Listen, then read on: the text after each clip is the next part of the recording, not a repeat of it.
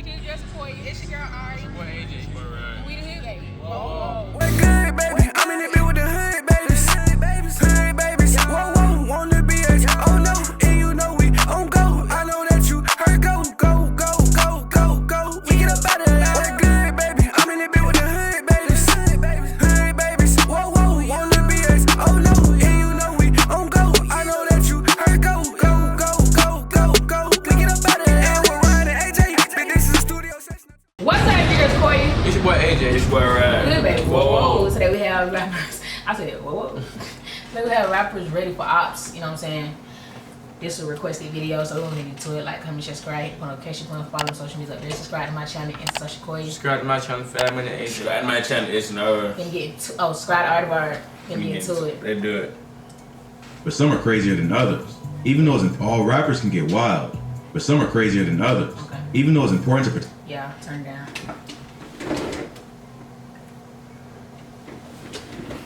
Protect yourself, some rappers take it a step too far and expose their activities on camera.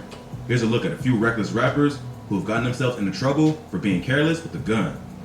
Lil Xan. Lil Xan is a rapper known more for his viral antics than his music.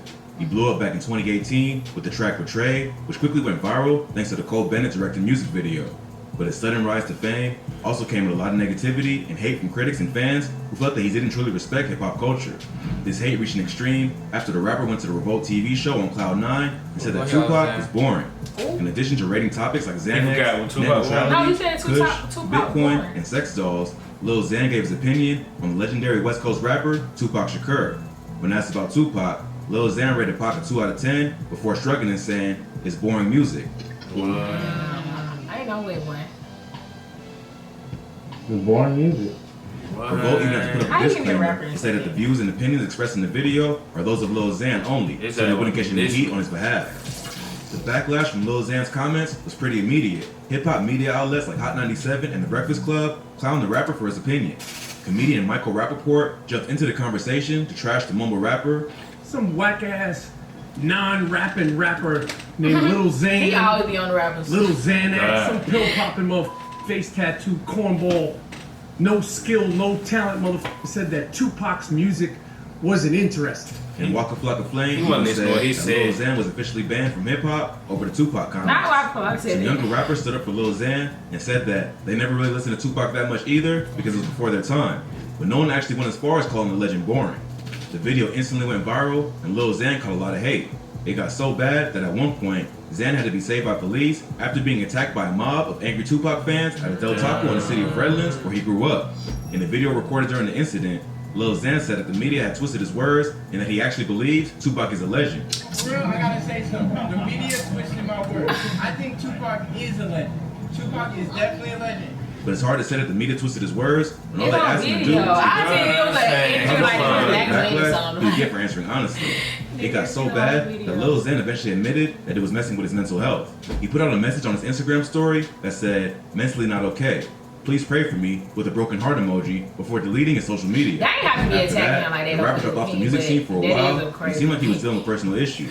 Then, in 2019, TMZ released a video of the rapper getting into a fight with someone who was harassing him in the parking lot of a gas station. It's not clear what started the fight because the video begins while they're already arguing. But the dude recording the video called Xan a little Yo, hey, yo, bro. Look at this little Charlie. Xan starts yelling back, and the guy just tells him to do something then, homie. Do something there, dog. What the f you want, bro? Get the yeah. At one point, the guy just says, "Y'all see this shit, right? Look at Lil Xan pulling a gun right now." At least he holding his own though. Ah, you don't see this shit, right? Look Look at little Xan pulling a gun right now. Xan was on his way back to his car, but stops to turn around and answer the dude. Sure enough, Lil Xan has a gun in his hand. He starts pointing it in the guy's direction while telling him to get out. The guy clearly isn't that scared because he just says, "Hey, pull that shit out again, homie." Look at this mother. Hey, pull that shit out again, homie.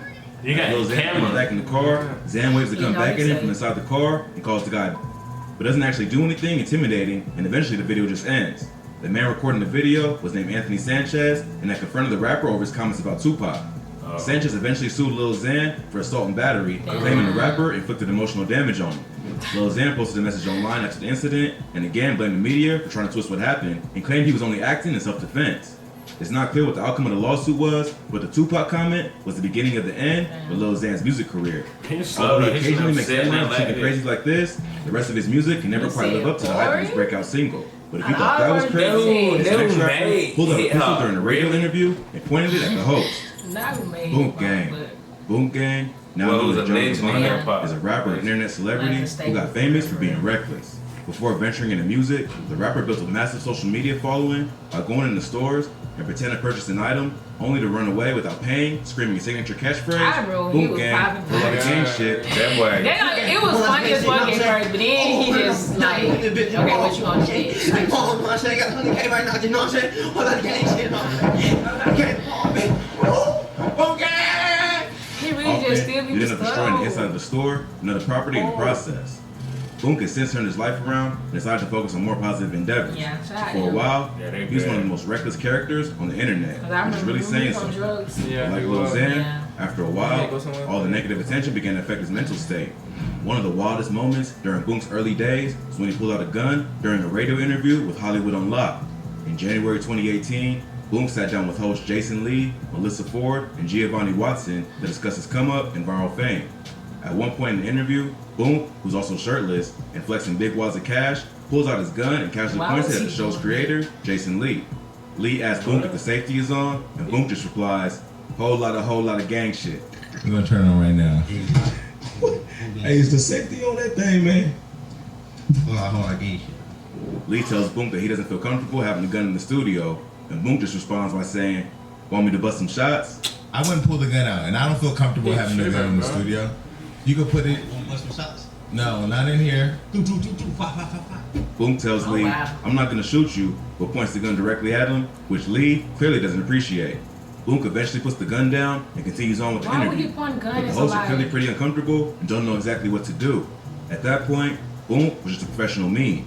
So he could afford to wild out even more than the rappers because his entire brand was based on being unpredictable and out of control.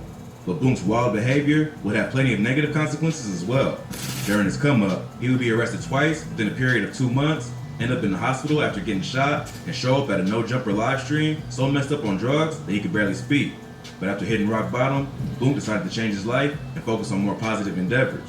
He's given up his career as a social media personality and allegedly become a bricklayer for his uncle's pool company.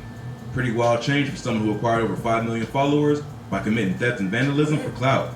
But it seems like he's in a much better mental state and no longer putting himself in life-threatening situations just to please the internet. But if you thought that was crazy, this next rapper and his crew pulled a gun on a security guard after his Range Rover was damaged. Y'all roughed that troll. That was chain though. That was chain though. Oh yeah, he did.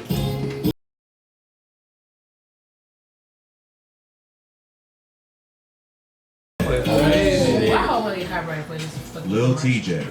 Lil TJ is one of the hottest drill rappers from the Bronx. He's known for his auto-tune singing style and was called the Bronx Justin Bieber in his neighborhood because of his sound. But just because Lil TJ knows how to make an emotional track doesn't mean he's one to play with. A security guard who allegedly damaged the rapper's Range Rover had to learn that lesson the hard way. In an Instagram live video session back in July 2020, the rapper filmed his friends get into an altercation with the security guard outside of a building.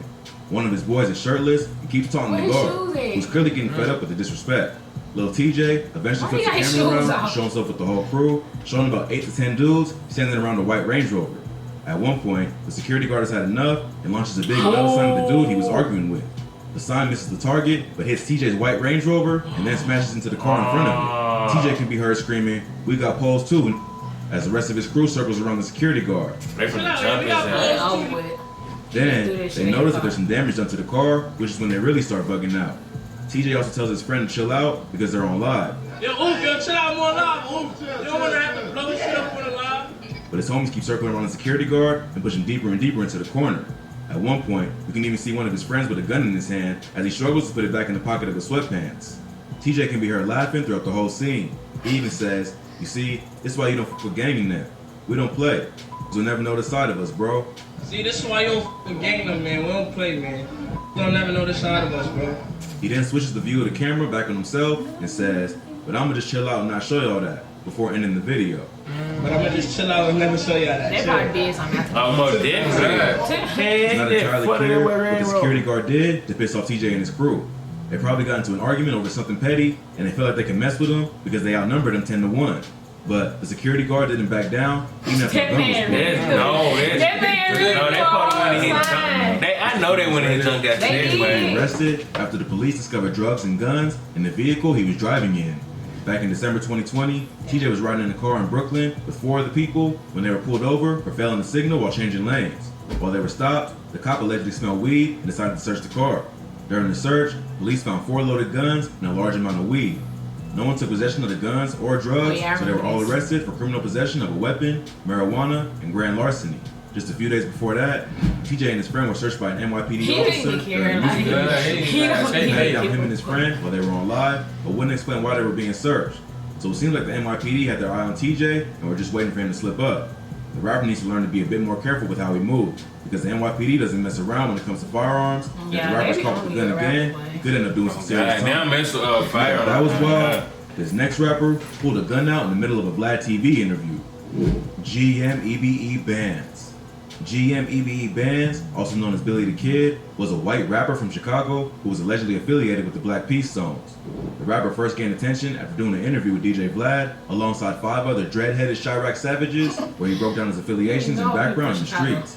In the middle of the interview, he even pulls a pistol out of his pocket to show Vlad and everyone else that he's not playing around.